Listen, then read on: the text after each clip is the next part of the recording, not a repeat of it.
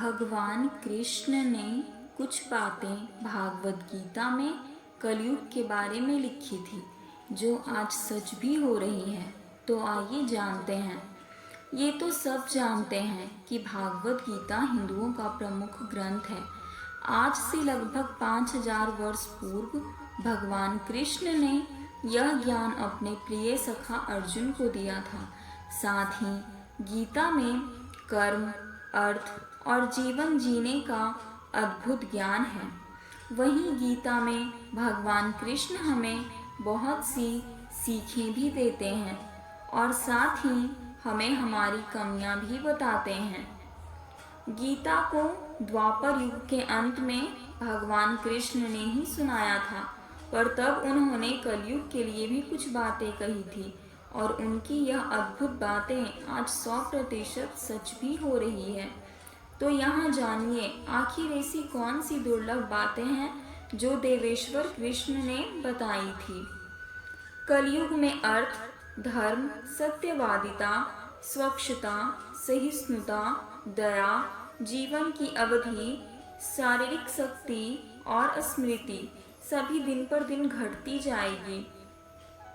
कलयुग में जिस व्यक्ति के पास जितना धन होगा वो उतना ही गुणी माना जाएगा और कानून, न्याय केवल एक शक्ति के आधार पर ही लागू किया जाएगा। इस युग में पुरुष स्त्री बिना विवाह के ही एक दूसरे में रुचि के अनुसार साथ रहेंगे। वहीं व्यापार की सफलता छल पर निर्भर करेगी। कलयुग में ब्राह्मण सिर्फ एक धागा पहनकर ब्राह्मण होने का दावा करेंगे।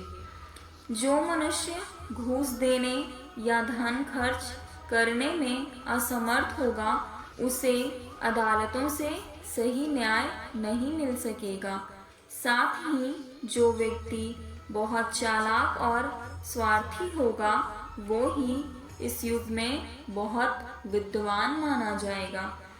इस युग में लोग भूख, प्यास और कई तरह की चिंताओं से दुखी रहेंगे। कई तरह की बीमारियां उन्हें हर समय घेरे रहेंगी। साथ ही कलयुग में मनुष्य की उम्र केवल 20 या 30 वर्ष की ही रहेगी।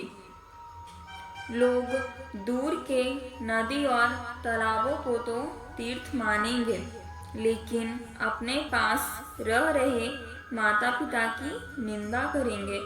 इसके अलावा सिर पर बड़े बड़े बाल रखना सुंदरता मानी जाएगी और केवल पेट भरना ही लोगों का लक्ष्य होगा। कलयुग में कभी बारिश नहीं होगी जिससे सूखा पड़ जाएगा। साथ ही कभी कड़ाके की सर्दी पड़ेगी तो कभी भीषण गर्मी हो जाएगी, तो कभी आंधी आएगी तो कभी बाढ़ आ जाएगी। इन परिस्थितियों से लोग परेशान होंगे और नष्ट होते जाएंगे। इस युग में जिस व्यक्ति के पास धन नहीं होगा वो अधर्मी, अपवित्र और बेकार माना जाएगा। वहीं इस युग में विवाह दो लोगों के बीच बस एक समझौता होगा और लोग बस स्नान करके समझेंगे कि वो अंतरात्मा से शुद्ध हो गए हैं। धर्म, कर्म के काम केवल लोगों के सामने अच्छा दिखने और दिखावे के लिए ही किए जाएंगे। पृथ्वी भ्रष्ट लोगों से भर जाएगी और लोग सत्ता हासिल करने के लिए एक दूसरे को मारेंगे। अकाल और अत्यधिक करों के कारण परेशान लोग घर छोड़कर सड़कों और पहाड़ों पर रहने को मजबूर हो जाएंगे। साथ ही पत्ते, जड़, मोंस, जंगली शहद, फूल और बीज तक खाने को मजबूर हो जाएंगे।